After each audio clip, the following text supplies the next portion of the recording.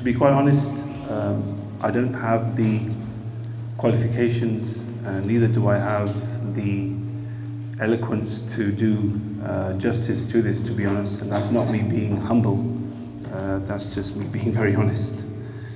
And the reason really is that these poems are not poems.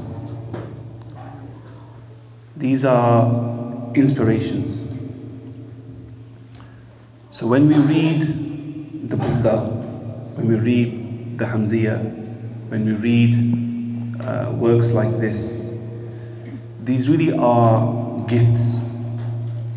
And in this chapter, you will see, inshallah, what I mean when I say that this is not just a poem, it's an inspiration, and it's a gift for us to help us to try and understand the maqam of the Prophet ﷺ, and also for us to try and get as close to him as possible. So I will just pick out maybe a few verses that I'll recite in the Arabic poem, and then we'll try and pick out some of the learnings from this noble piece of work. So the Shaykh begins the chapter by saying the following: فلما كان يوم الجمعة وقع في الخاطر تأليف مولد يتلى في بعض أخبار ولادة الحقيقة الأحمدية، واستطاع الوارد بتسمية بالأسرار الربانية في مولده من وضي وهو مسحوبا بالخيطان. So he begins by saying that it was a Friday, Yawmul Jum'ah, when he was inspired to compose a Mawlid. So like I said, it's not just a poem, it's an inspiration. And so the inspiration became apparent, and this is the name of the works, which is translated as the lordly secrets on the birth of the one who was born pure, sallallahu alayhi wasallam. He then talks about the following: فرأيت في تلك الليلة النبي صلى الله عليه وسلم رؤية منامية ورؤيته حق كما أورد عنه ثقات روتي بطرق الإحسان. Then I saw the noble Prophet sallallahu alaihi wasallam in a dream that night. And as we all know, if you see the Prophet sallallahu alaihi wasallam in a dream, it's a true dream, it's haqq, because the shaitan cannot take the form of the Prophet sallallahu alaihi wasallam. So just imagine yourselves for a moment that if you saw the Prophet ﷺ tonight in your dream, say inshallah. If you did, what would you say to him? What would you say? What would you ask him? What would your feelings be if you saw him? Something to reflect upon, but something to yearn for, something to wish for.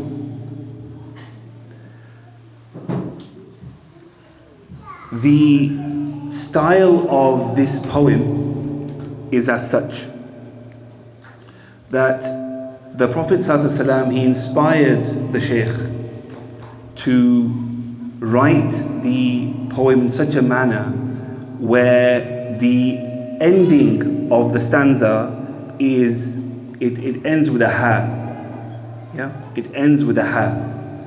And then the final letter of the ending of each verse is with a noon. And this signifies kun fayakun, which means be and it is.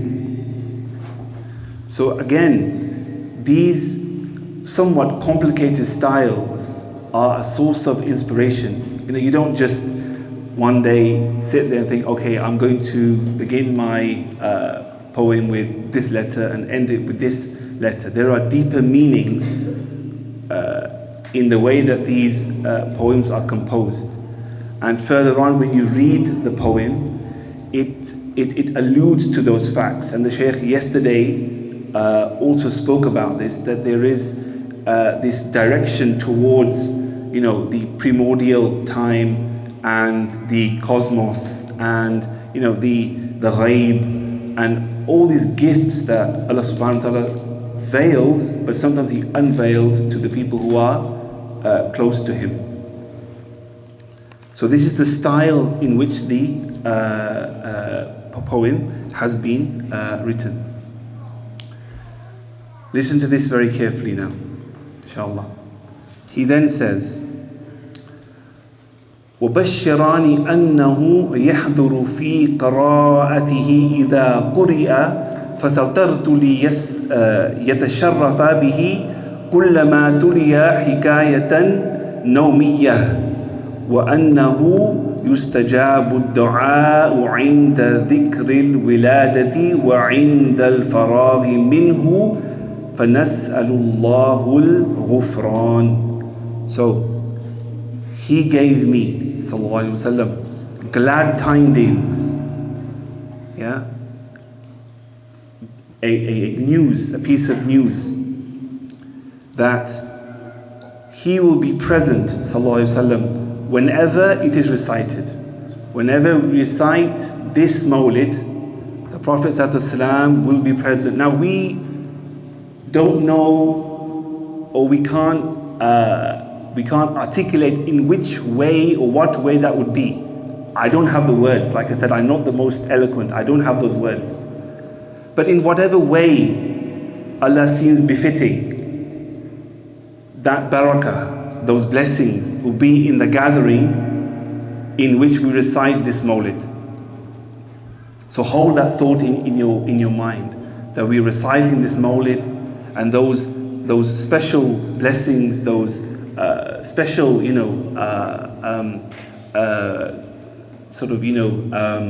stars and whatever you can imagine will be falling upon us. And then he goes on to say that the supplication, so you make dua in a gathering like this, if you make dua in a gathering like this, that supplication is granted. So whatever you have in your hearts, you should be making constant dua, whether it's cure, whether it's for success, whatever it might be, you should be making dua for that.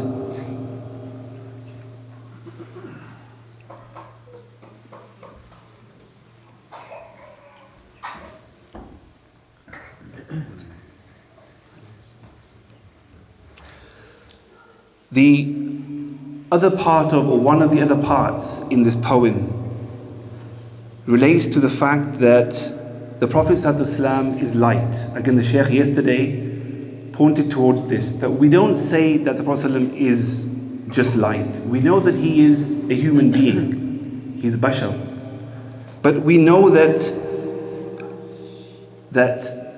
he's a source of light for us.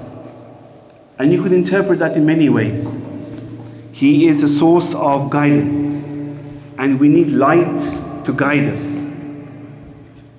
He is the one that gave us the Quran. Is the Quran not guidance? The Quran is guidance, isn't it? The Quran is light. He taught us how to pray. The prayer is a source of guidance.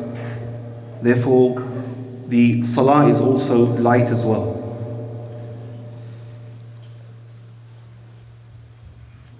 In the Quran, Allah subhanahu wa ta'ala, He says, قَدْ جَاءَكُم مِّنَ اللَّهِ نُورٌ وَكِتَابٌ مُبِينٌ. And the scholars here have said that this nur that Allah subhanahu wa ta'ala is alluding to here is the Prophet sallallahu alaihi wasallam, because he is our source of guidance. He is our source of warmth. He is a way out of darkness. So we also spoke about yesterday that the creation of the Prophet ﷺ was that he was created before the rest of creation. While Adam was still clay, there was a light that was created. And again, like we said, that we don't deliberate too much on this, and we'll leave that to the scholars in terms of what the meaning of that is. But for us, when we talk about nur, we talk about guidance, we talk about illumination. And so knowing him, sallallahu alaihi wasallam, is a nur for us, because that's what we seek for guidance and for success. The last thing I wanted to point out in this chapter was that the author, Muhammad Uthman Birrani, he belonged to a great lineage. He belonged to a family of scholars. He belonged to a family of Gnostics. He belonged to a family of awliya. He belonged to a family who were known for expertise in the esoteric sciences and the exoteric sciences. They were scholars. His parents passed away when he was very young, and then he traveled throughout the world, and people and he was known for his knowledge. He was known for his character. He was known for his ability in writing poems. He was known for his ability in guiding people towards Islam. So he was a great scholar. He was a man of Allah subhanahu wa ta'ala. And in the poem, he describes himself as, I am the poor one, seeking from Allah hidden meanings. So this is a man who is a known saint. This is a man that is a known alim, a scholar. This is a man who has spent his entire life striving in the path of Allah subhanahu wa ta'ala, trying to rid himself of those internal difficulties that we all face, trying to fight our nafs. And what this teaches us is that no matter, the higher your maqam, the higher your maqam might be, you must be humble. You must lower yourself in front of Allah subhanahu wa ta'ala. And that's the only way of them becoming closer to him. And that is the only way of attaching yourself to the Prophet ﷺ. The moment you say, oh yeah, I know, then it's all gone. So the humility of these people was something that we must really strive for. These days, we get a degree or two, or we do well, and we sort of think ourselves as, that we are someone. This is not the way of the scholars.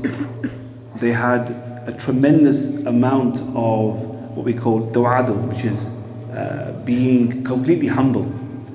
And being humble is one of the traits that will lead you towards Allah subhanahu wa ta'ala, and will lead you towards the love of the Prophet ﷺ. So in conclusion, the 3 points that we highlighted in this chapter were that this Mawlid is prophetically inspired. The second thing is the Prophet ﷺ, in whichever way Allah subhanahu wa ta'ala sees befitting, he is present at its recitation. And the dua is accepted in a gathering such as this one. And the third is that we know that he is the light of creation, he is our intercessor, and he is our mercy. So we ask Allah subhanahu wa ta'ala that he grants us the love of the Prophet ﷺ. And we ask him that he puts us together with the people that love the Prophet ﷺ, and that we do deeds that are dear to Allah subhanahu wa ta'ala. And we ask Allah that he grants us the intercession of the Prophet Muhammad sallallahu alaihi wasallam on the last day, and that he allows us to drink from the Rawdah on the last day, and that we are able to drink that drink that will quench our thirst forever. And we ask Allah that he unites us in the love of the Prophet ﷺ, and that in hereafter we are with him in the highest of gardens. Allahumma salli ala Sayyidina Muhammad Muhammad abdika wa rasulika nabiyil ummi wa ala alihi wa sahbihi wa sallam.